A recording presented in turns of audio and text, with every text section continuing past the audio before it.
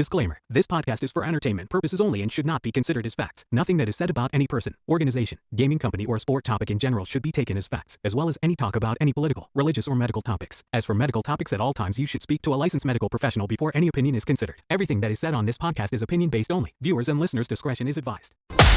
Welcome to the Dr. VTech Show.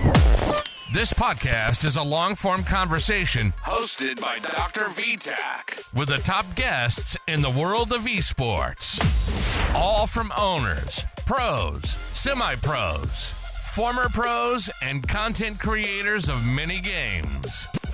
So sit back, relax, and enjoy the show.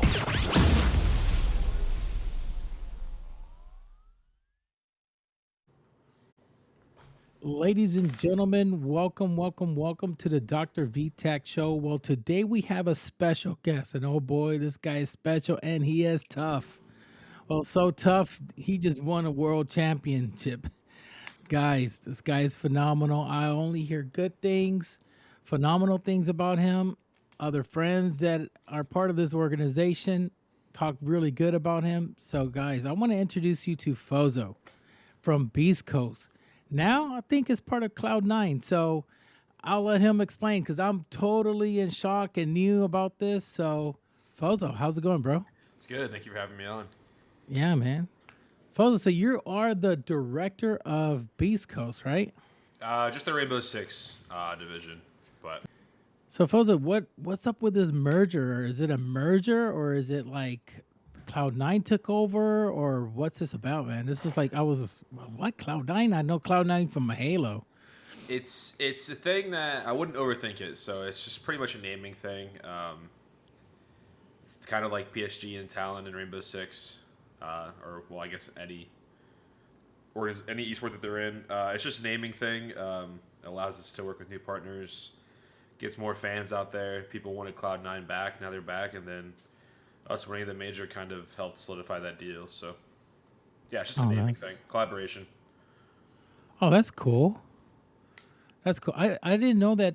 See, I am fairly, I don't say very new, but I wasn't in when Cloud9 was with Rainbow. I didn't know they were a part of Rainbow at one time. Yeah, so when Beastcoast first joined, this is way before I was even a part of the organization.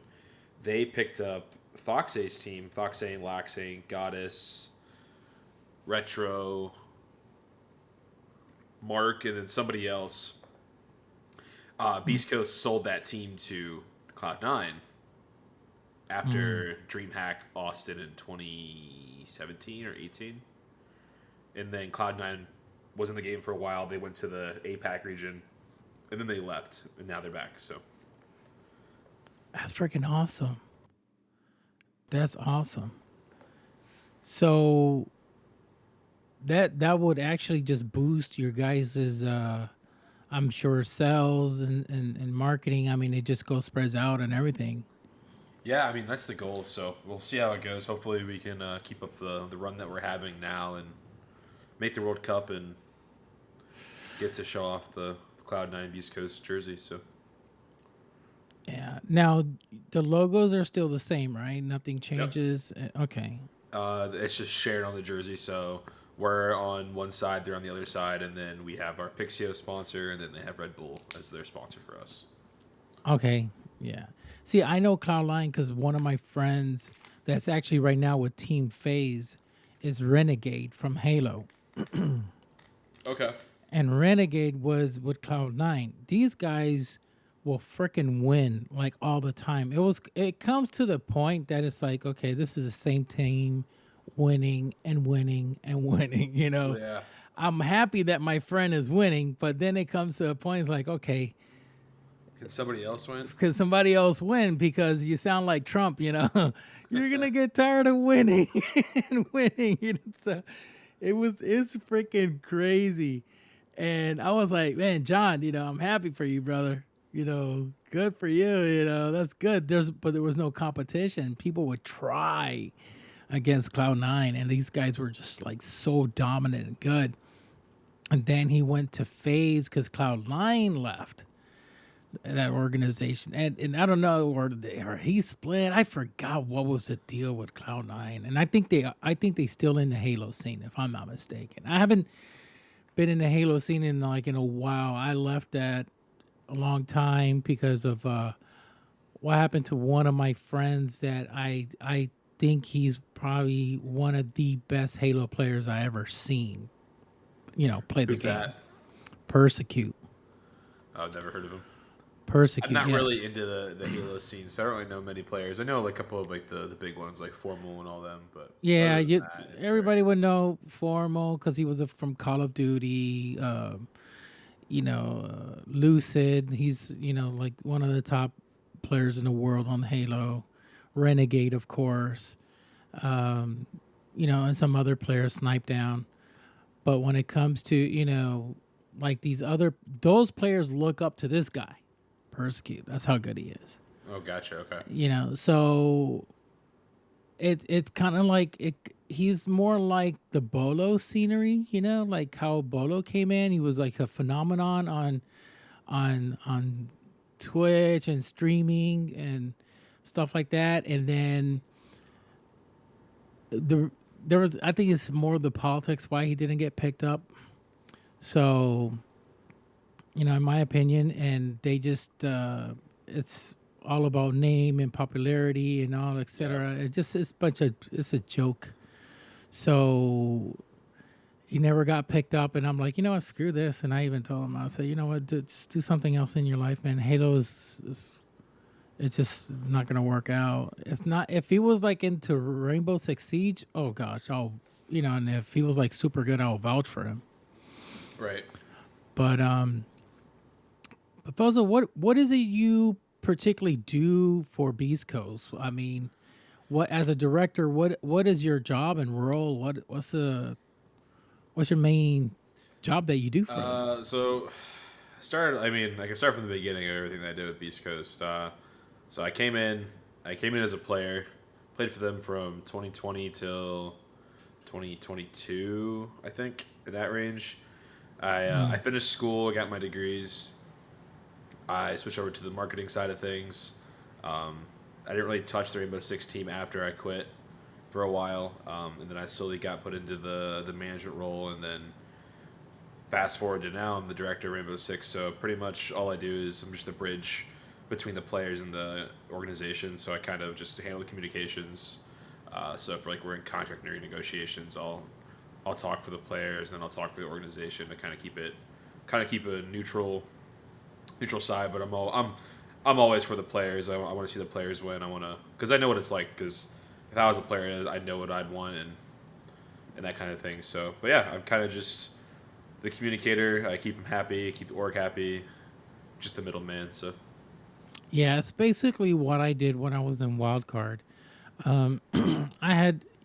I worked in communications somewhat in a way, and then also I was a Twitch specialist. Made sure when these guys were streaming, make sure they didn't fall into any legal loopholes with Twitch. Right. Because if they say something or do something while they're streaming, that could hinder them and the org, reputation. And we don't want to, can a player because he says something out of stupidness or do something that he shouldn't. And then we're going to have to say goodbye because you know how the fans are. They're brutal. Yeah. Oh, the guy. Yeah, he probably did just say something dumb and it's nothing had to do with race, but immediately it's going to be racism. Or you're a fascist, or you're this, all because you said, man, look what's happening in the news, or something. Right. And then it's going to jeopardize them. So I had to just keeping a lookout with them. But also the communication side, they wanted me, hey, can you get this guy? I need to talk to him and all this and that. So I was in charge of that. So yeah, that was my thing. So do you find your job a little bit easier now, or you find it a little bit more stressful after the championship? It's a good question. I mean, yes and no, because we have a lot more opportunities now with the team and sponsors and the Cloud9 thing. So work is ramping up, and then The team side of things, it's the same. They haven't changed. They're the exact same. They're still working hard. But on my side, it's just a little bit more logistic things and getting things done and making sure that everything's squared away and finalized. But we have a pretty good team that I work with, and they work with me, so it's kind of a 50-50 kind of thing. So it's a good system that we got over here. Oh, that's cool. That's cool, man. So, yeah, I know quite a few of the guys. I know Fetty, Fet. I know, a lot of these top players, Gunner and all them. I mod for a lot of them. Okay. So that's how I knew them when they were with reality TV. Gotcha. Okay. Yep. With Packer. Packer's a really good close friend of mine. And then I mod for Packer. Then from Packer to Giddy. All these people that were in reality TV. And then it just spread out. Now I think I'm really only familiar with Giddy out of the two you said. I never really got to play against Packer. He was a little bit after me in my competitive career. But I've heard nothing but... I haven't heard anything bad, so. Packer's really good. He is, I would say, within the league, he is the number one shotgun player. That is my opinion. I haven't seen yet somebody use a shotgun the way he does. Okay. He is like phenomenal. Well, he's a pro. When it comes to using a shotgun, I would choose him over anybody. That's how good he is. And I mean, when Fett took a team, coached his team, and prepared his team to win a Challenger League undefeated, and that was him with Mr. B. So it was like, what the heck? How the world did that happen? They just swept it through and did a phenomenal job. And then I see how Fett did the same, like in a way, the Cinderella story with you guys is winning the championship. That was just like, wow. Yeah, freaking amazing. It was crazy to watch, like being there and seeing everything unfold and seeing how everybody like handled themselves. And they lost the first match. Yeah, they bounced back, and it was really, really cool. So I'm still over the moon about it because it's the first major that Beastcoast has ever won internationally. And the CEO was there, the VP was there, I was there. So like they had everyone in their corner, and it was a cool experience. So wow. So it's basically, this is your first win as well. Internationally, yeah. So I won Challenger League way back in the day. I relegated the Sonics. It was me. I was on Team Obey. That turned into E United. It was me, Grixer, Forrest, Abinai, and Call Out. I think we only lost like one or two games in Challenger League. I could be completely wrong though. Okay. Relegated Sonics, made Pro League. Then I got dropped from that team, and then I joined the team that eventually became Beastcoast to make Pro League with them. So talking a little bit about you, so the fans would know, how is it that you started into the gaming scene? How did you started as on console? You started in PC? Yeah, so I started on PC. I came from Counter-Strike, of all games. I started playing Rainbow Six in year 2. That was the year that Mira and Jackal came out. Mm-hmm. So I joined when they came into the game. I played ranked for a little bit. I didn't really take it too serious. Then I got addicted to it. And yeah, the rest is history. I met a person named Prophet. People might know him. People may not know him. He kind of got me into the scene of competitive and got me in the connections that I had, and just went from team to team, got better, joined a better team, provided my value, and then now I'm here. So, but do you start on console? No, I started on PC. Okay, let me guess. Laptop? No, gaming No. computer. Okay, bravo. Because everybody I talk to, I started on a laptop. I'm like, God, what is it with laptops? No, I bought my first gaming computer like $600. Okay. At the time, $600 for Counter-Strike was really good. And then Okay. I got Rainbow Six, and my computer could barely run it, so I had to buy another one. And then, yeah, I've been here ever since. So that was 2017, I think. 2016, 2017. Wow. So you got into it because you first started off playing Counter Strike. So that Right. was that game. A lot of people start off on that game. Yeah, I mean, Love. people compare the games. They're similar in some aspects, but they're completely different. The strategy behind it, they're very similar. I remember seeing a YouTube video about Rainbow Six, and it was actually from Optic Big Timer. He was playing Rainbow Six on a series, and I was like, this game looks sick. Bought it, downloaded it, played it, and then jumped into rank right away and didn't know what I was doing. And I met my good friend Prophet, and then the rest is history. So when you started Rainbow, was it like on the first season on beta or? No, I joined in year 2. So Oh, okay. that was So, Jackal and Mira. okay, yeah. I started playing when it was beta. Oh wow, okay. Yeah, I started beta. I have an account and I have to find it because I thought it was on one of my accounts. I had for starting on beta, you get the peacock skin for your gun. So The Azulos, whatever it's called. no, it's called a peacock. I've never heard of that skin. Yeah, it's a peacock skin. You can look it up. It's one of the most rare. I think it's a second rare skin on Rainbow. It's like very expensive. If I ever want to sell it, I could go for a lot of money. Not everybody has it. It's very rare. Oh wow. Yeah, it's pretty wild. I mean, I don't find it like wow because it was created a long time ago. I'm sure now. Now they make it look very 3D. They make it look really nice and shiny. The paint jobs are just phenomenal. But this one just looks like the feather of the peacock Right. the animals. Yeah. So it's pretty wild. So then you started it and you just got hooked onto the game and you I just got absolutely hooked.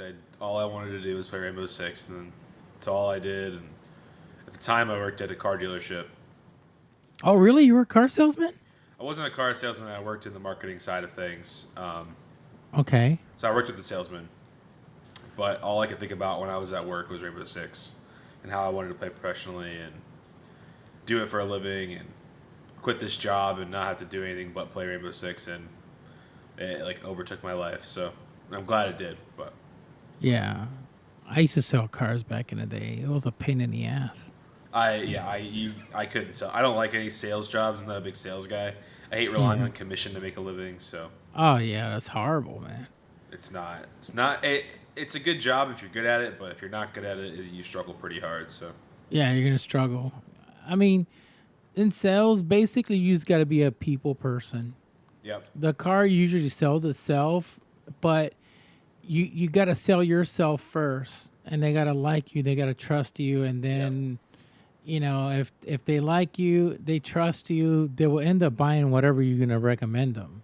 It's all about that rapport that you build with them. Is about the rapport, make them feel comfortable, and you got to be knowledgeable what you're selling. You have to ask questions. I want something really safe, and then you're just gonna have to explain why this car is so safe Yep. versus the other cars. And, Exactly. Yeah. It's not for me though. yeah, I imagine you're like you're trying to sell a car and they're an SI. Imagine. Oh, dude, yeah. I don't care. You can buy any car. I don't care. My team's playing right now. Yeah, my team's playing. Just freaking buy it. This one good. That's a phenomenal car. Yeah, that one. Oh, that one's better. Just take it. They're all the same. Buy whichever color you like. Yeah, as soon as you press the gas, it's gonna move. Just take Right. it. Just take it, man. That's freaking wild. Now, are you the only child? In my family, no, I have Yeah. a sister. Yeah, I have an older sister. Oh, okay. Yeah, but she's not a gamer, so you're basically the no, only no. one. Yeah, my dad was a gamer when I was growing up, and Oh, really? yeah, and then I fell What- in love with it. I was What did he used to play? like Resident Evil. He played Resident Evil, Grand Theft Auto. He played CS for a little bit. He wasn't good at CS, but that's how I found Counter-Strike. Mm-hmm. I'd watch him play it. And then when about 10 or 11, I got my own computer. Started playing that. I played Call of Duty here and there. Like Madden and all that. And I never really got into esports until Counter-Strike, so... Okay. Yeah, because that's when you start saying, wait, there's a professional side to this. And Yeah, and at that time it was... Parents are like, you're not doing that. That's not legit. Like, you can't go to this tournament. Like, by yourself, there's no way. yeah. But... Once they now probably it's see really the good. money, they'll be like, you better go to... Yeah, I remember when I got my first paycheck from video games, they're like, yeah, you can keep doing it, so... Yeah. You can play all you want. Son, do Yeah. you need anything? Just keep on playing. Just give me half of it, and we're good to go. Luckily, they never took any of it, so...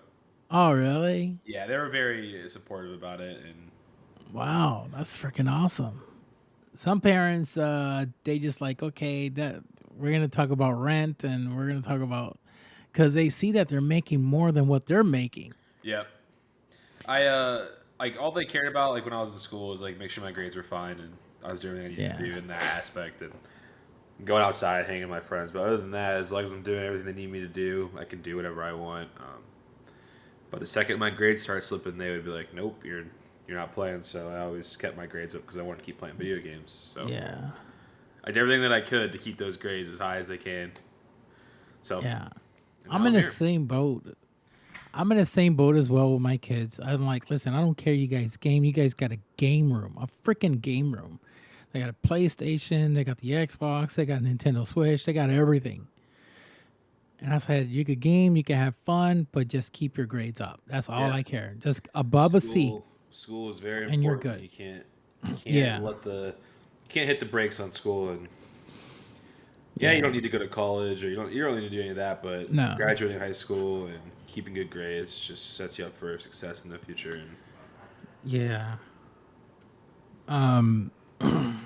So, yeah, I mean, college nowadays, I was, listening to some people online, and I'm like, man, a lot of these guys are just like, they go crazy going over college. Yes, I agree on education. You want to go to college, perfect, you got to. If you want to do something in the medical field, you're going to have to go to college if that's the career you want to go and the path you want to go to. But there's other things you could do that don't need a college degree and go crazy. Like for instance, becoming a manager at a Walmart. Those people make over 200 grand a year. yeah, but how long does it take you to get to be a manager at Walmart? You know Well, what I mean? how So it's long? like, That's the thing. You got to start off low and now, work would up a high. degree help you get it quicker? It could. I mean, you don't know until you know. So it's like, Yeah, it's kind of crazy because when I found out, I used to work at Walmart like many years ago, and I started and I worked with them, and then when I found out they were making above 200K, I'm like, just to become a store manager, and they're like, yeah. I said, well, she was a department manager of the shoes section. Well, she did really good. And look at her now. And I'm like, wow, she could do it. I could do it. But then I was Right. like, do I want to stay in retail? I want to get out of this crap. This is not my passion. yeah, my passion's been video games, and I think it probably always will be. So Yeah. I mean, you're on the right path right now. You started as a pro player. I mean, Challenger League and went to pro player, and then and now you're a director. I mean, good for you, man. I tip my hat off to you. thank you. Yeah. So when you were when you were playing professionally and going against other teams, you have any championships under your belt? Have you won anything? The only thing that I've won is Challenger League. Okay. I never won Pro League. I was pretty bad in Pro League, actually. I didn't really convert that well from Challenger to Pro League. I didn't have the best team. I had good teammates, but not the best team, if that makes sense. Like, the system really wasn't there. Yeah. It was friendships over team, but no animosity towards any of my previous teammates. But Yeah, I fizzled out. A lot of the players I play with fizzled out. They're not in the league anymore. But I always knew that I wanted to be on the back end of esports, like in the management side of things, and because what really itches my brain is like sponsors and brands that are in the space and the whole inner workings on like how a team gets paid or like how a team goes from point A to point B. Like those things are what I really like doing, and I always found myself doing that as a player, as a manager. So Yeah. but Wow. Give me 1 second here. you're good.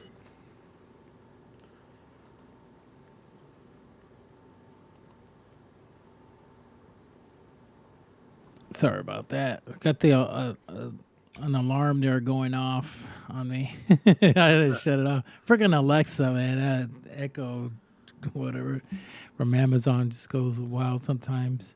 I have so many alarms on, and it's like, what's this 2:00 alarm for? What's this 1:00 alarm for? You know, and then when I look, oh, this was last week's or something that I had to do, and makes me look at my phone to see my schedule and stuff like that. So what do you yeah. do at the hospital? Are you Well, what I do is I'm an EKGs tech. So when the patient comes in, they plug they put a tele box on them, and I look at the patient's heart rhythm, and I analyze the heart rhythm, and then I'll go ahead and tell the doctor what's going on with the heart. okay? Very cool. Yeah, the cardiologist would come in and confirm what I'm seeing, and then I'll keep an eye on the patient for him throughout my 12-hour shift. But it's not only one patient I watch. I watch over 30, 40 patients sometimes every night. Oh wow. So Yeah, it's a lot. very stressful because all these lives are in my hand. I am practically like the first responder of the nurses. Each nurse has like 5, sometimes 6 to 7 patients maximum. But while they're attending one, I am watching all of her other patients. Right. And I catch things right before it happens. Right before. As soon as I see, like, for an example, a VTAC, that's why I call myself VTAC. I see a deadly rhythm. I'll call a code blue. I'll call the nurse, call it everybody, and they'll rush in to save that patient's life. Oh okay. If we're not there to catch it, patients will be dying left and right. Right. Because you could be good, you could be okay sleeping, and you could go through what's called a pause, is that your heart immediately just shuts down. Boop. It'll completely like stop. And that could go on for seconds, and you just didn't know you just died. Oh wow. Yeah, that's Yeah. Scary, huh? yeah. I'm good on that. I'll let someone else Yeah. handle that. So if you have, they put these little stickies. People just call them stickies because they don't know. We call them electrodes. But when they plug them in, and you're seeing your heartbeat, just keep it on, because there's people watching you. There's people watching you. There was this patient. I'm gonna tell you, this is funny. There was this patient that they were just happy they were gonna go home. Oh, you're gonna get discharged. You're gonna go home, and all this and that, and patient was packing up and getting ready to go. So they were waiting to be 7:00 in the morning. So their family members come in, they get their ride, and all of a sudden, while they were just taking a nap, waiting, this patient's heart just completely stopped. Boop, had a pause of 7 seconds. So imagine your heart just going. You see 7 seconds very short, but we see it very, very extremely long. Right. So your heart is stopped completely, asystole, which people call it flatline. We don't call it flatline. We call it asystole. It just goes boop. 1, 2, 3, 4, 5, 6, 7. Beep, beep, and comes back. Yeah, That 7 seconds is way too long. too long for me. That's for sure. Yeah, I know, exactly. You're freaking out. So I immediately called an alert. They rushed into the patient.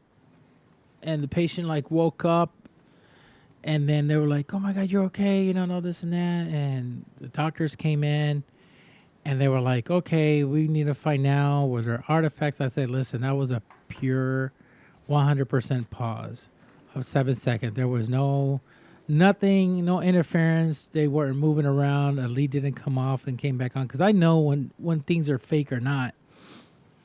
So the doctor calls in, and it seems like he was sleeping. He goes, What happened with my patient?" I go, "Sir, there was 7 second pause." "What the heck?" And I said, I was going to send this person home. And I was like, "I know." Oh, excuse me. And immediately they sent the patient to ICU, and they had to put a pacemaker on the patient. Oh, wow. Yeah, I Crazy was, out there about to go home, too. yeah, about to go home. About to go home. Live the normal life, and then boom. Yeah. Because the thing is, if your heart does that, you want to make sure your heart kicks, something makes it to kick. And a pacemaker is what they're going to make your heart go kicking again if it like stops all of a sudden. Right. So we went ahead and submitted an order. The doctor went ahead. Cardiologist came in and said, "We're going to do surgery. We're going to, check out what's going on." And then they implemented a pacemaker on the patient. Wow. Yeah. If I was a patient, I would have been like, "I'm not going home until you put you put a pacemaker in my heart." Because imagine you go to sleep that night and it goes longer.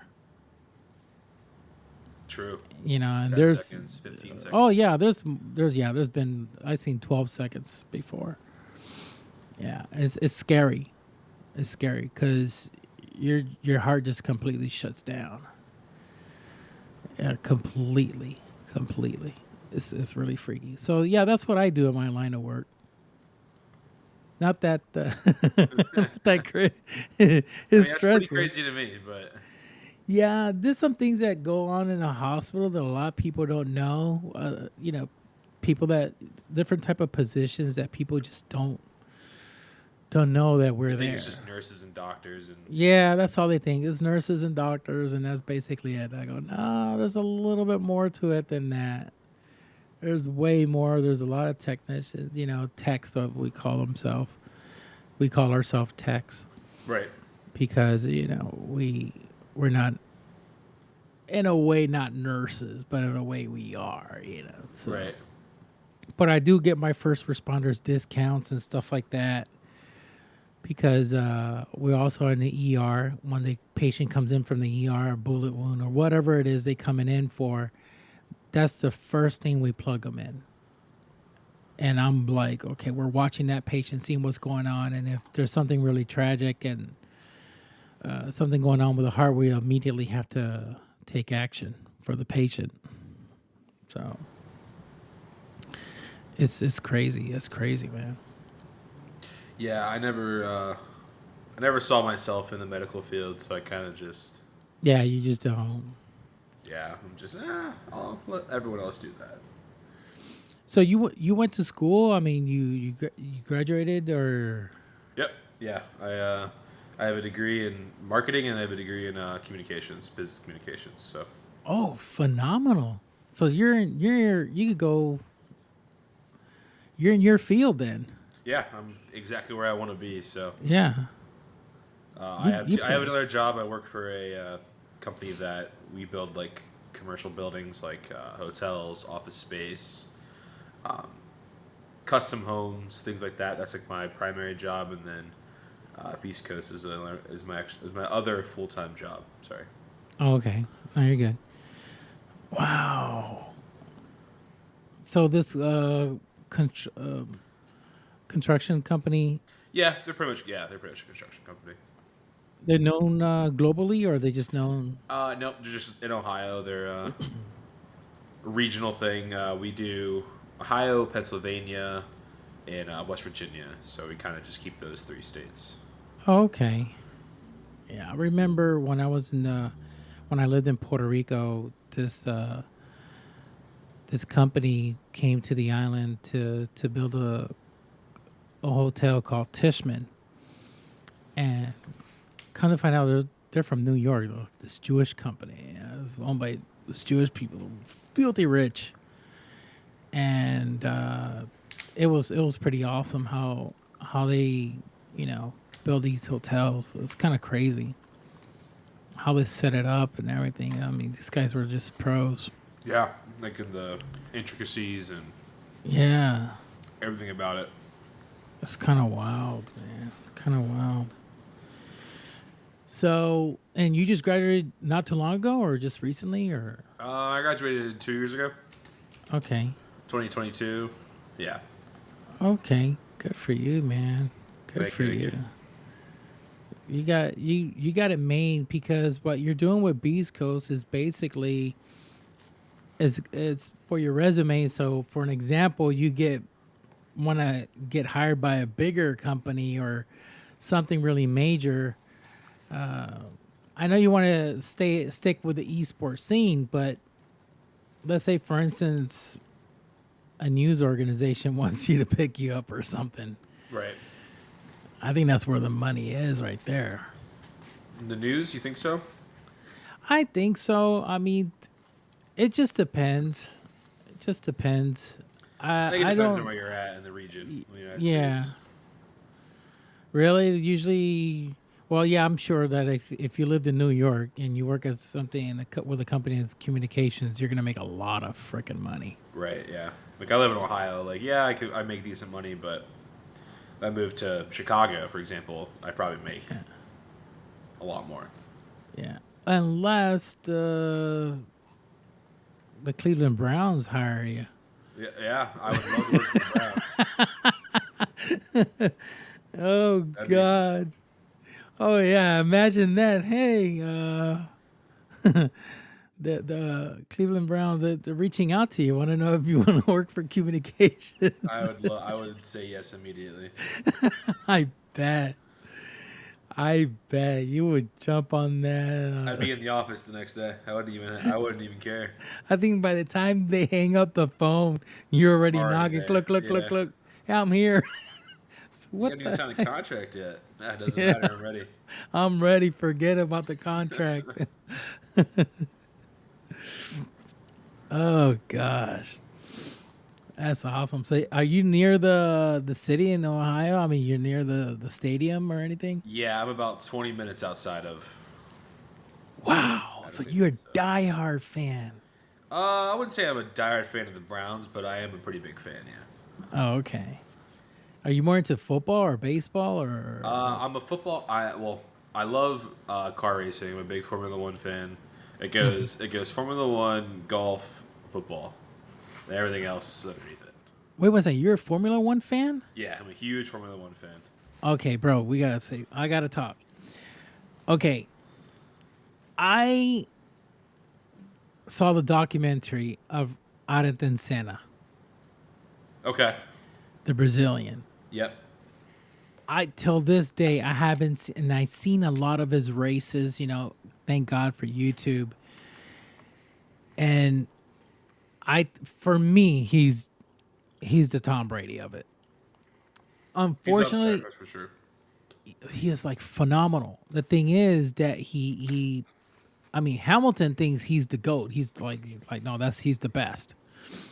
Problem is that he died due to a malfunction, and he was winning a race, and something happened with the gear or something. His steering wheel it just cracked or something, Yeah. and he crashed into a wall and he passed away. And then, like minutes later, Schumacher passes, and then he wins. I kind of find it a little bit unfair. If I was Schumacher, I would have listen, this guy had a lead on me by minutes. Probably wouldn't even take the trophy and would have gave it to the family of Ayrton Senna. That's me. That's what I would do, because it's damn, if he's all the way there and the malfunction and the guy died.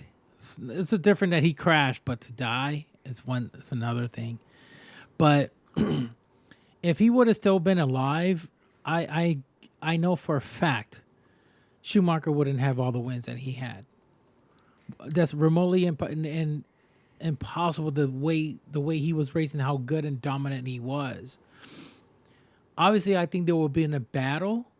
It would have been really good. Yeah, I mean, it would have been like something like phenomenal to see. But now, you know, we got some players out there, some racers out there that is just like super good. Hamilton is like, my God, he's phenomenal. But then you got Yeah. Max.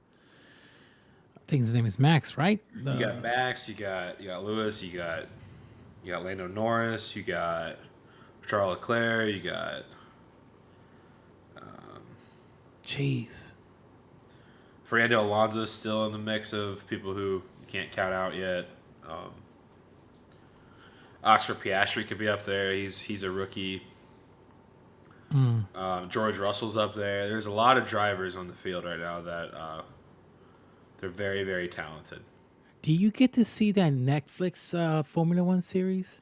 Yeah, I've watched it. Bro, I love it. Now It's tell good. me, is it bullshit or is it not? I mean, you probably know more. A lot of it's bullshit. They like to make storylines like the rivalries between people. Like they really don't like. Yeah, they have them, but they're not like. They're as not like pronounced as they NASCAR. are.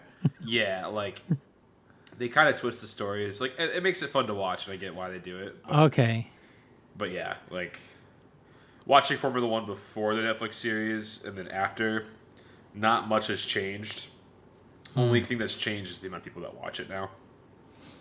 It's a lot more. It's always been popular, but like now it's like a global thing. Whereas in the U.S. it wasn't really like a huge thing. People watched it, but like everywhere you go in Europe, people love Formula One and they love football or soccer. Yeah, I gonna say Formula One is like very popular in Europe. Yeah, it's like mega. It's like our baseball basketball kind of thing. Like there's a sport that's right above it, and then there's like sports that are a little bit below it, but like that's always gonna be in the top three, like most watched thing for them. Yeah, well, the most watched right now obviously is soccer. Right. You put soccer, that's what they call football over there, is like the number one. But then comes Formula, it's like freaking crazy. Yeah. It's wild. It's very wild. And it's not a thing for everybody there, but like I could watch car racing all day. Like I watch Formula One, I watch the GT racing series, I watch NASCAR from time to time. I watch Formula E.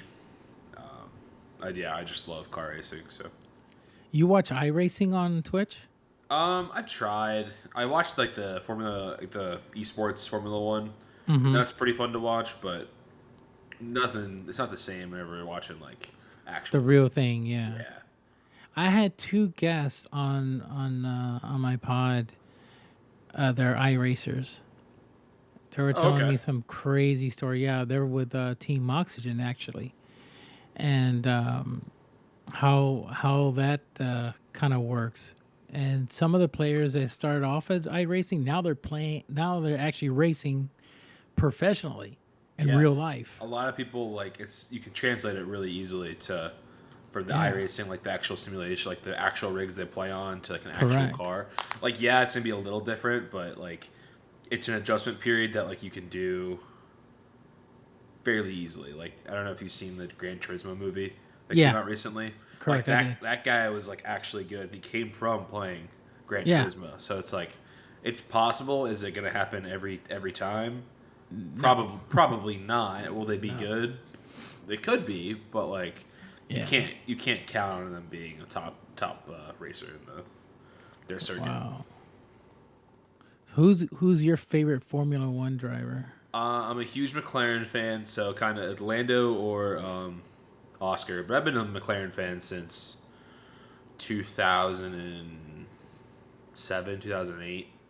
Wasn't Ayrton Senna also a McLaren driver? Yep. Yeah, he was. I think he should have stuck with freaking McLaren. Probably nothing would have happened. It's one of those unfortunate things that you ask yourself, like, why? It's like, God knows why. And you always was taught never to question God. I mean, this is my beliefs.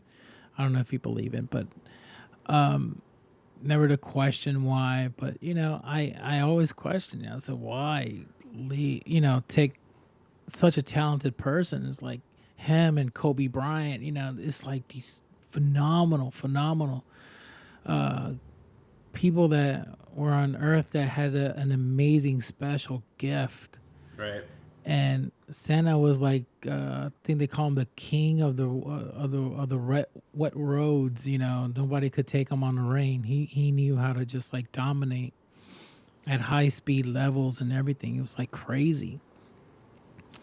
Yeah, he raced for Williams when he passed away. Yeah, and at the time, Williams was like the top team. So like, I could see why you'd go to that team. Yeah. But like dang why it. like you'd want to stay at McLaren. Yeah, he should have stayed with McLaren, man. If you're doing good, I always say if you're doing good,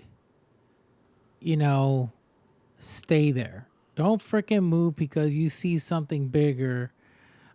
You take your chances really high when you do that. I mean, just I don't know. I believe if you're doing good on a team and you're doing phenomenal, don't freaking go somewhere else because on that other team there's somebody very popular or it's going to make you more popular or something. You get popular over time because people are going to love you and they will know about you. They will eventually, sooner or later, they will know who you are. Yeah, But, I mean, it's weird. So I get why people like go from team to team when it comes to Formula One because it's like because of the money, but it's money. a lot of it has to do with like the competitive car too. So like, for example, McLaren's right now is a top 3 team, or top 4, one of the top 4 teams. Someone on Williams now, if they got offered a seat at McLaren, they're gonna go right away. Like, people are only taking that Williams seat just because they have a seat in Formula One. Like, they're not gonna be competitive, and they know that. And are they okay with it? Probably not. But like, they're getting paid a decent salary, and they're in the Formula One, so they have the chance to prove themselves to get a seat on a better team. It's all pay to win in Formula One, unfortunately. Wow, that's crazy. That's crazy. And what's the deal going on? I haven't caught up too much on it and read up, but I saw like on Twitter a whole bunch of dilemma going on with Hamilton and Mercedes. What the heck is going on? Oh, he's leaving Mercedes for Ferrari next year, end of this year. Oh, really? So Yeah. he's leaving Mercedes to go with Ferrari. Yep. Is there any particular reasons why? Is it? I don't know the exact reason why, but it probably has something to do with like internal structure, or the car not being quick enough, and them not really being able to fight for wins on the. Well, holy crap! He's winning all his championships with Mercedes. Yeah. Well, at the time, that's when Mercedes was really good, and they kind of Red Bull kind of surpassed them. Oh, really? Ferrari is starting to pass them. McLaren is starting to pass them. So they're falling down on the leaderboard, but they're still a top 4 team. Okay, so they kind of like everybody's picking up on their trick. Okay, we find out. Yeah, well, the budgets change. Like, a lot of things change to where like the cars are more even now on the field, and teams can only spend so much per year, whereas before Mercedes was spending an ass load compared to how much McLaren could spend because Mercedes is making more money, and then Williams is not making any money, so they can only spend so much on a car, and then but now the FIA stepped in and they set like budget restrictions and rules. Oh, really? Yeah, so it's more of an equal playing field. So that's why you see a lot of these like lower teams getting in the top 10 now, and like they're fighting for points in like that lower like middle pack. But yeah, okay. So it's making everything like fair grounds for everybody. Yeah, like fair, but not fair in the sense like if you're good enough, like you can maybe pull one out, but like if you're still in the top 4 teams, you're probably going to stay in the top 4. So what's your opinion about that? What do you feel? I like it. I mean, I'm tired of seeing Max Verstappen win everything, but he's such a good driver that like you can't really get too mad at him for it. But like, it's nice to see that like Ferrari is like able to take some wins, McLaren's taking some wins, or they only gotten one so far. Like, so Max is the new guy, right? He's like the one that's like the reigning champ right now. Yep. Yeah. He's really, really good. Really? He's crazy good. Yeah. How many champions he has under his belt now? I think he has 3. He has 3, and Hamilton has so. what, like 7? 7, yeah. People say he has 8, but Okay. Well, that's gonna once Hamilton goes into with Ferrari, then it's probably things gonna change. I think everybody's gonna be like, okay, he's got into a faster vehicle now, so hopefully he can still bring everything up to the table and be how he is, because people consider him to be the best driver to touch Formula One, and he's definitely up there. I mean, modern day Formula One, like, it's hard to compare old Formula One, like when Senna was in and all that, because like the cars are completely different now, technology is completely different, so it's like, well, it's a lot easy. I think it's a lot easier now. I mean, these guys, due to their yeah. technology, is a lot. Put Max into on a car that Senna had to compete. Those guys probably won't even be on top 10. I think they could. It just takes them some time to get used to it, but it's like you said, like the cars are a lot bigger now. So like you look at Monaco and like the cars barely fit in Monaco, but like Monaco back when Senna was playing racing, they all fit. Like it was like a more competitive. Like at Monaco, if you get P1, if you get pole, and you keep pole, you will win. Like, because there's no room to overtake. Unless you make an error yourself, you should, whatever place you start is probably where you're going to finish. So, wow. But when Senna was racing, that could change because they were able to maneuver around it because the cars were so small compared to what they are now. That's crazy. That's crazy. So you're once again, what was your favorite team on Formula One? McLaren. And who is the driver for McLaren? It's Lando Norris and then Oscar Piastri. So those are your top favorite drivers of all time? Of all time, no. Lando's one of my all-time favorites, and then Daniel Ricciardo is one of my all-time favorites. Okay. So if you were to see them and see Hamilton, who you want to get an autograph? I'd want to get I'd probably want to get all of them, but like I would go to Lando when go Oscar to Lando first. That's awesome. That's awesome. Yeah, I mean, these are the people that you like. Wow, you look up to. You're like, dang, that's my favorite driver, and I really want an autograph from him. Just here's a Sharpie. You see that little Toyota car right there? Can you just my little beat up car? Yeah, my little beat up car. Just sign the glove compartment or something. Just write your name on there. That's freaking wild, man. That's wild. I started to watch a lot of iRacing on Twitch, and it's kind of fun. And then seeing the Indy ones, the Formula One, it's like fun. It's really neat. And these guys go on for hours just racing and practicing. It's like, dang. And they have to use special equipment and everything.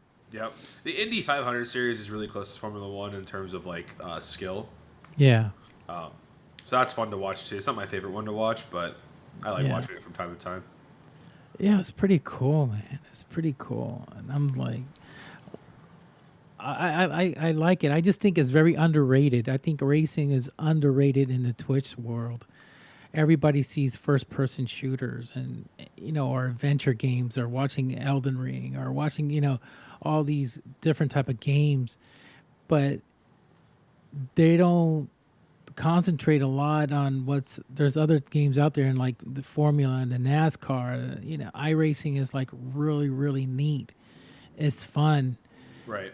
And even gets me to the point that I want to buy, a Formula One game or a NASCAR game and just put it on my computer and have some fun with it. They're hard too. Like if you're not good at it, you're not good at it, and it shows. And they just, cool. I mean, I'm so used to doing the NASCAR on Xbox or with controller, and they'll like laugh like, yeah, we don't use controller for this, you gotta use it. I said, what do you use, mouse and keyboard? They go, no. And they start laughing. They go, no, we use these actual steering wheels, and there's something that costs a lot of money. Oh yeah.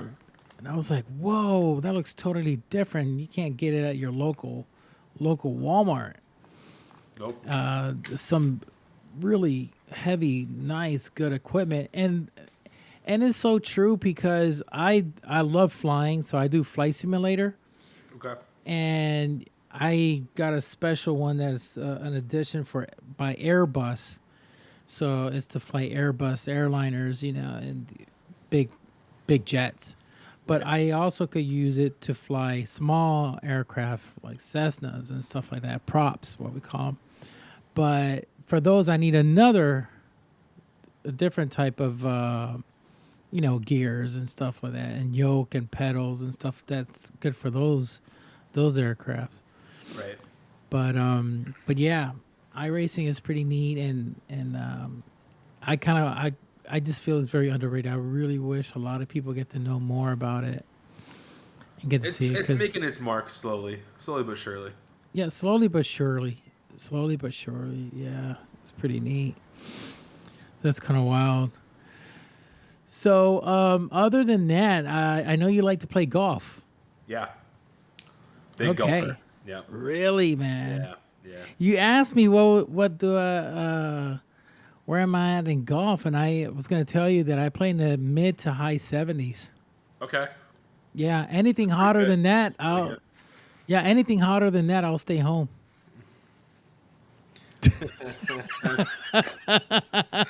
Now you got it. Yeah, I got it. That was good. Yeah, anything hotter than that, brother, I'll stay home, man. But thank you for telling me. Thank you. You said I was playing good. Thank you, bro. I take that as a compliment. Hey, golf is a very hard sport, so it's Oh God, I love it, man. I love freaking golf. one of the it's so expensive though too. That's how expensive it is. Well, I think there's loopholes. And there's ways that you could get it to make a good deal. I mean, the clubs are freaking expensive. But if you go to a really good flea market, you could find some decent clubs. They're gonna be like 4 years old. But still, they're freaking good clubs. Yeah. And you could get some really good deals and get some good clubs that you're gonna be like, okay, these are good. And you could get some Callaways. You see a lot of Callaways. You don't see too much TaylorMades in a flea market. If you do, take advantage. But there are some clubs that are meant. That's why I tell people if you're going to be playing, you got to get fitted, because probably that TaylorMade is not going to work out good for you. Probably the Callaway is, or probably a Ping was going to do good for you. You got to try them out. But I'm a Callaway guy through and through. My whole bag's pretty much a Callaway except for my 4 hybrid. Oh, okay. So you use the Big Bertha, huh?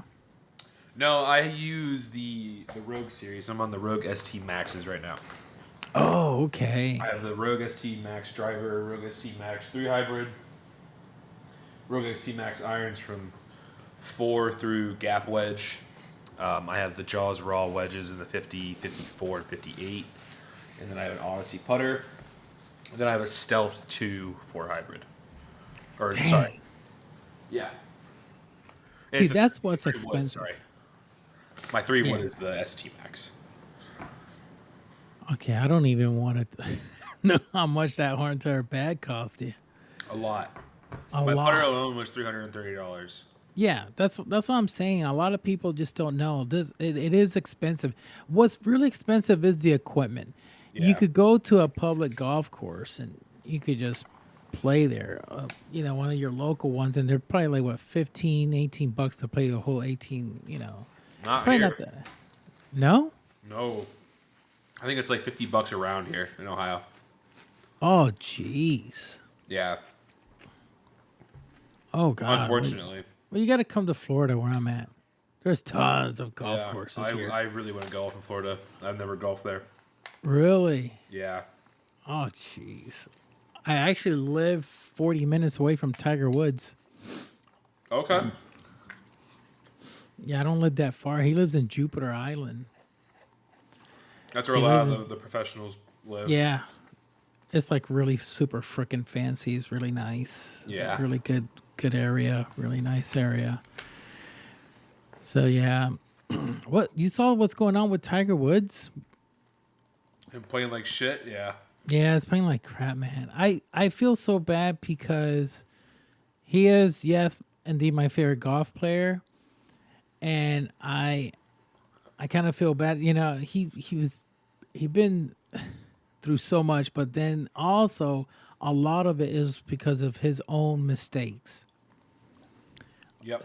His injury with his back that he has, going training with Navy SEALs, and doing jumps from parachutes and all this type of stuff.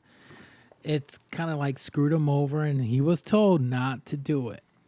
And then now the issue with his ex-wife, she ran out of, he got an injury, on a wreck, injured himself as well. He almost died in that car accident. And then this other one, yeah, that he almost died. He almost ripped off his leg. Crazy. It's all because he wanted to go to somewhere and beat his friend to it, and make it there as fast as possible. I was like, dude, you're acting like a child. Yeah, what the heck you're doing? Going 90 miles per hour on a curve. I forgot the speed. He had to go so freaking fast to the point that he totaled that vehicle. That's crazy. And thank God he's still alive, because you think about the children, his kids would have been devastated to find out his dad passed away because he did something very goofy, that he shouldn't have.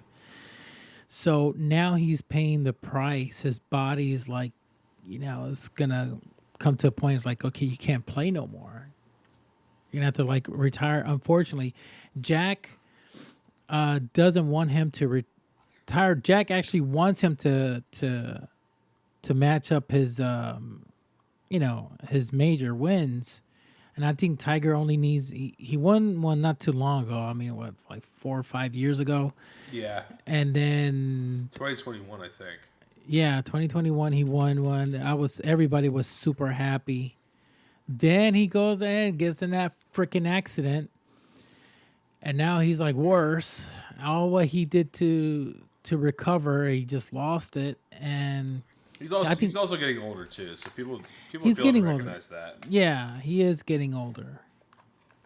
But he's 48. 48 years old. I mean, I'm 46. And he's 48, but he's physically fit. Look at him. He goes to the gym all the time, and he does what he got to do. He's physically fit. I'm sure he could outlift a lot of these guys. And he's the one that actually brought a lot of these youngsters to go to the gym, because golfers back then, they weren't known to go hit the gym and work out and lift weights. So golfing and lifting weights, like, you don't have to look at Matt Fitzpatrick. He's one of the smaller guys on the tour, but he hits it probably farther than anybody on the tour. Lifting and golf, they don't really go hand in hand. Yes, they help, but I don't think it makes or breaks a golfer. You don't think it gives him more power using a driver?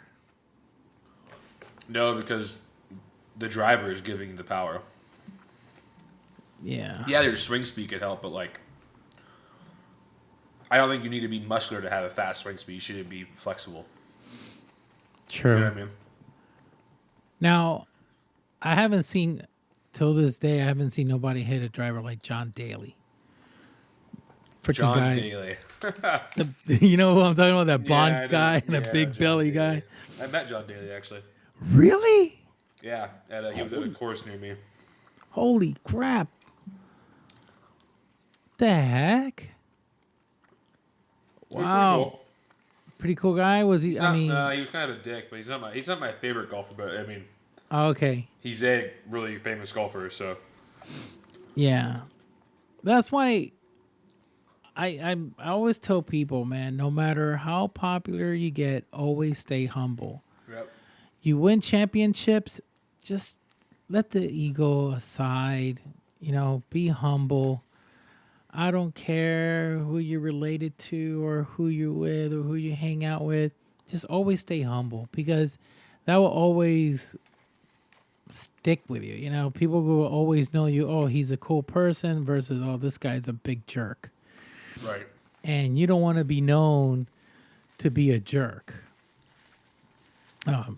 When I worked in the hotel industry, I can't mention names, but there were some people, musicians and people, famous popular singers will come to the hotel, and we just like completely hated them. They just like so freaking rude, obnoxious, and they expect the world to be given to them. And it was like, That's the literal worst. oh yeah, they're just completely. They were just like, we just can't wait for them to leave. You know, we just freaking leave. Like, just be a normal person. You don't have to be like a... Yeah, be a normal, be civilized. Don't be an asshole. Yeah, that's why I'm kind of happy. A lot of these guys that on Beastcoast that won, they're very humble guys. They're really nice, really nice, humble people.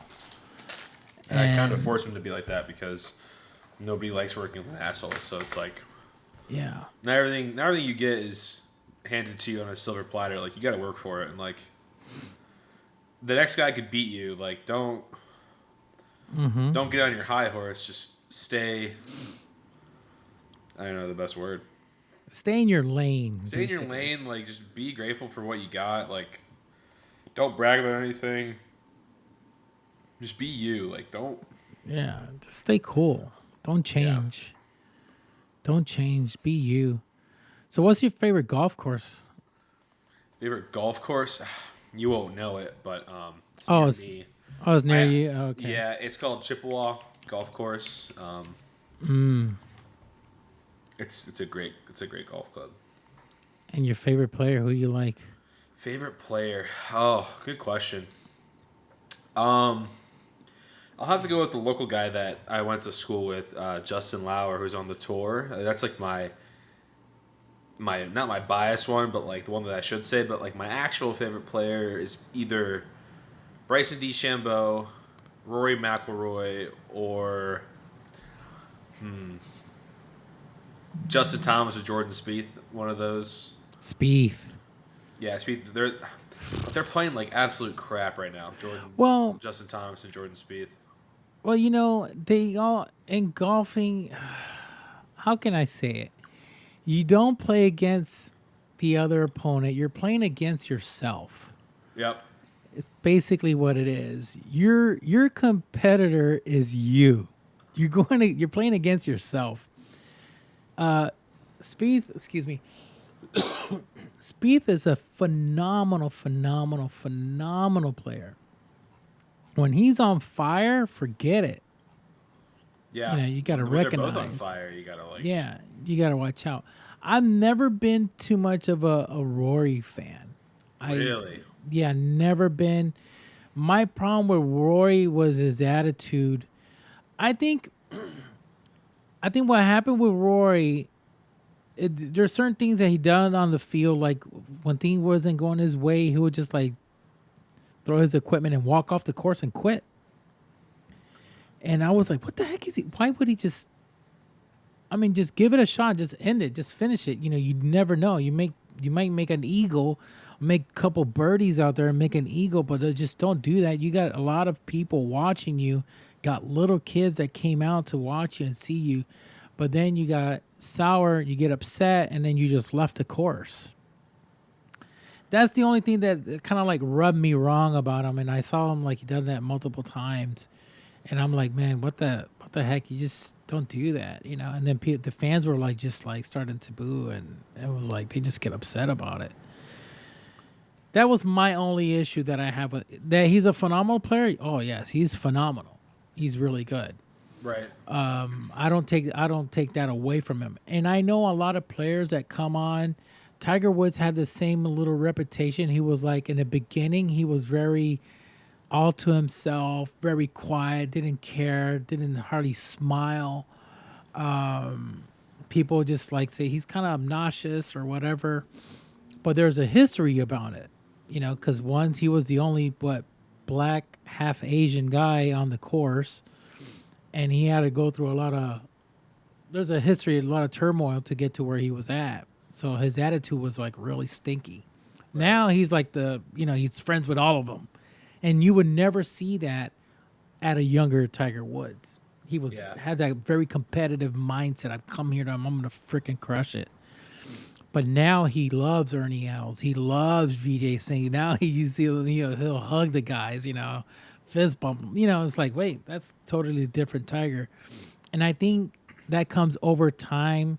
And once you start maturing, getting age, you start learning. I was gonna say, I think once you start getting older and like get a couple more wins under your belt, and like you realize that like everyone's on like the same. Correct. We're all human path beings. As you. Like we all want to. Everybody wants to win, like, and you can't fault someone for wanting to win, obviously. So it's like, I get why they act like that, but like at the same time, it's like I think they know that they don't need to act like that. And yeah, you don't need don't. Not everyone's perfect either, too. So it's like you kind of gotta give them. Like, yeah, Rory might get a little too. What's the word? Too emotional, but like, he's a competitor. He wants to win, so I can understand why. Should he show it? Probably not, but. Yeah, I remember one time that Tiger cussed, and that was like the biggest freaking dilemma in the world. I mean, the Golf Channel just took it overboard. It went, oh my goodness, he cussed. Listen, he said this, and they recorded it. And it's like, oh my freaking goodness, you're telling me you never cussed when you went through a bad moment? You cuss every single time when a person cuts you off on the road. Right. Like, so you know better. Like. Yeah, I mean. They take it overboard. Yes, it's an emotional sport. It's tough. It's not easy to compose yourself. So I kind of understand Roy's side as well. Like I said, I understand, but don't leave. Don't be a quitter. Don't leave. Just stick it through and just, accept the score that you're going to get. Because once again, you're not competing against another player. You're competing against yourself. Right. When you're on a golf course. I mean, you're going to, no matter what you do, you can never, like, I don't know what's the word. When you're playing, it could go either way. That day you could do good, or that day you could do bad. The thing is, you got to try to be the most consistent you can on the golf course. And that's very, very hard, too. Very freaking hard. Very freaking hard. I mean... How many times you go to the golf range? Like you go weekly. You go every 2 weeks. I would say weekly. Weekly. A couple times a week. I tried taking my son to the golf range. He liked it in the beginning, and I was like, "Oh, thank God, he's liking it. He liked golf." And then he was getting, really into it. I hired a coach to help him out with his swing. But then after like a couple years later, after when he reached like 9-10 years old, he was like, oh, I don't want to play no more. I don't want to do this no more. I was like, damn it. No. Damn it, no. And I said, are you sure? So much money.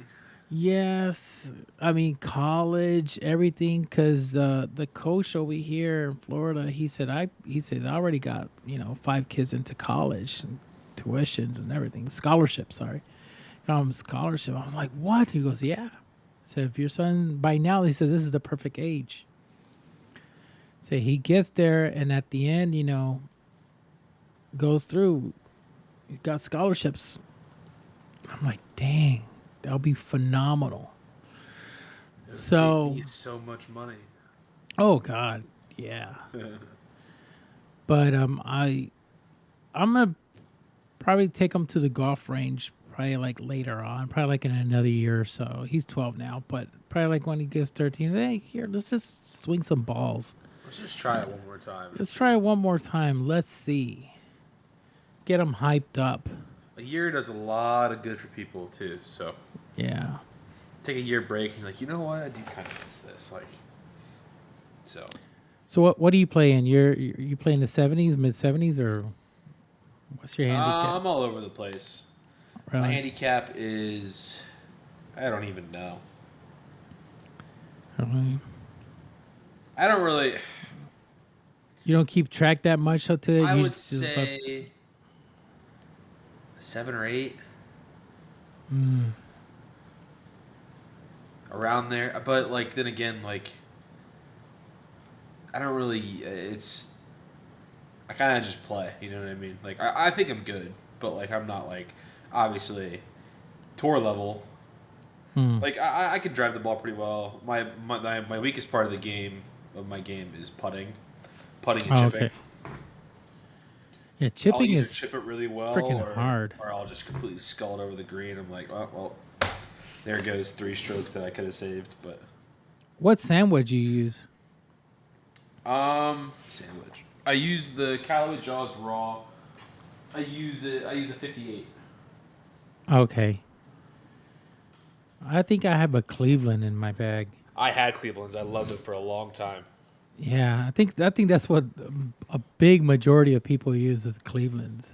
Not so much anymore. They use Titleist Vokies now, but Cleveland is, I mean, Oh, really? They're using great Titleist now, the majority now? yeah, Vokie's just the best club in the market right now for wedges. But wedges are the type of club that like Yeah. you replace every couple of years, whereas you don't really have to replace your putter for 15, 20 years. Like the technology with putters Correct. has barely changed, but technology with wedges is always changing. Same with irons. And like your driver, you can get away with an older one. Like, yeah, you get a newer one, a more forgiving one. Like you might have a better time with it, but like, yeah, I mean, I'll probably keep my Rogue sets for another 2 or 3 years. Bro. Yeah, I mean, I think they're good. They're going to be good for actually, 3 to 4 years. Because they're only 2 years old now. Like the Rogue S2 Yeah, Nexus came out in yeah. 2022, right? Yeah, I mean, usually the clubs are supposed to last you like at least 5 years Yeah. for you to go ahead and start, thinking about getting some another ones. A lot of them, if you're in the pro scene and you're trying to get up there, of course you're going to be changing it like every year. But obviously these guys play every freaking day. Yeah, like I mean, they're hitting it, they're whacking, they're using those clubs every single day. So you're using it every single day. Of course, you're going to have to be changing it yearly. Now, if you're casual, you play from time to time, you play once a week or so, yeah, you're going to be good for like, 3 to 4 years to 5 max before you start feeling them a little bit, like, okay, this is a little bit off. I need to change the grips. I need to do something, but that it just depends how much you play. yeah, like should you get the newest stuff? It's a pay to win Yeah, it is. sport. So it's like If you wanna hit 200 yards, you gotta and above, you gotta get this. yeah, you can't really have the old. Yeah, no, can't have the old stuff.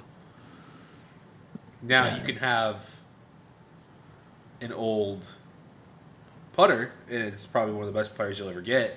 Yep. But like everything else, you can get away with for a long time. Yeah, putting is so freaking hard. I see that's like another game. Okay, now you're in the green. Don't even get me started on putting. Oh, you have to read the green? Oh, I don't know how to read the green. You know how to read the green? No, I'm so bad at it. You gotta, let me tell you, like I said, it's another game. It's like, okay, now you're off the course. Okay, now let's play chess. Okay, so you got to hit the ball a little bit over here towards the right. Go up the hill. Make sure that ball has the exact perfect speed so it can just fall down. Oh, God. There was one putt. I wish I could show you. I think I could. Can't pull it up on my app here. That Tiger chipped it in. I don't know what he did. He did this weird putt, on a green. It's the craziest one. And it was just so wild. He hit it very far to the left, and the ball just rolled down and it just made it in. It was wild. I wish I could find it and I could just show you. But it's kind of crazy how he did that. That putt. Watching him it's something. Watching Tiger in his when he was at the top, prime. it was awesome. Loved it. Everything about it, I loved it. It was really wild. Him and Jack as well was really freaking good. Jack Nicklaus. Yeah, Jack. Back in the day, he was like freaking crazy good. Nike made a lot of money off of him. Oh, a long time. Yes, they made a freaking insane amount of money. My thing is, why the heck they left the golf? The golf scene. They had decent, good clubs, but I don't think their clubs were like up to the par with TaylorMade and Callaway. They're still in golf. They're just not making. They're just into clothing, right? That's what they do. Yeah, the clothing and the shoes and stuff like that. Yeah, that's what they're good with. So I mean, yeah. Their clubs weren't. I mean, what was selling their clubs was because of Tiger Woods, but then again, Tiger's was custom. It's not like you go to the store, you're going to use exactly the same ones that Tiger uses. Tiger has this custom. He's going to say, okay, I want this to be like this. I want this one to be a little heavier. yeah. They're going to make it super custom to the way he likes it. But, yeah. So, well, Phozzo, man, I think it's that time, man. If not, we will keep on talking about other stuff, man. And the conversation will never end. Gotta cut it off before it gets too crazy. Yeah, it gets wild. I mean, Joe Rogan could go on for freaking 2 to 3 hours, and I don't know how he does it. He has years of doing podcasting. It's not easy, but it's actually fun. Yeah. When you get topics into stuff that you like to talk about, it gets good. It gets fun. When there's no common ground, that's when it gets tough. You're just biting at the bit trying to you're trying to go off of script and reading off of a paper what to say, go by the list. But then if you have common ground, like you and I, we like racing, we like, golfing, we could talk about it all day. Yeah. That's what I tell people, say, listen, don't worry about it. It's not going to be only concentrating on freaking gaming, Yeah, we talk about gaming here and there, but, I like to talk about other things, let the fans know who you are. What is it about you? Make them fall in love with you. Right. And probably some fan out there say, wow, he likes Formula One. Me too. They're like, okay, I feel we could vibe, I for the longest time I really kept my professional life and then personal life separated for a long time. Mm-hmm. So people might get to know a little bit more about me and whatnot. So yeah, it's awesome, man. Well, that's how it is. Sometimes people just separate everything, professional life, and then you got your regular stuff out there, that you do. As a hobby, not everybody's going to know that certain players love golfing. Not all these people are going to know that, they like other things other than gaming. Right. So, well, brother, knows that time. Thank you so much for coming on, man. Thank you. Thank you for having me. We had a blast. Yeah, I had a lot of fun too, man. This was a blast.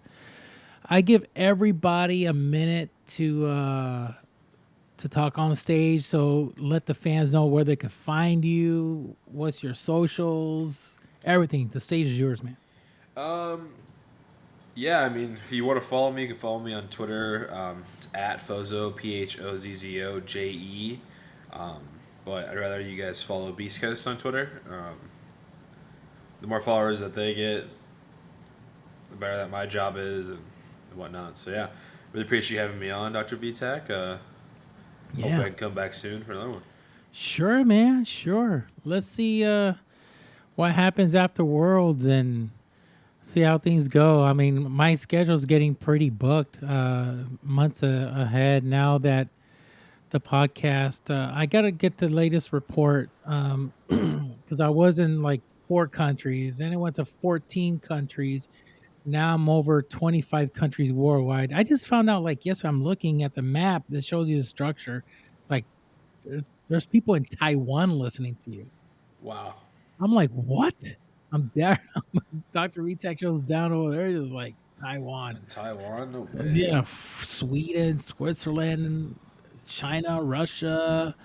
Obviously, gamers are all over the place. So it's kind of wild how it's spread out. Because remember, I don't only do Rainbow Six Siege. I do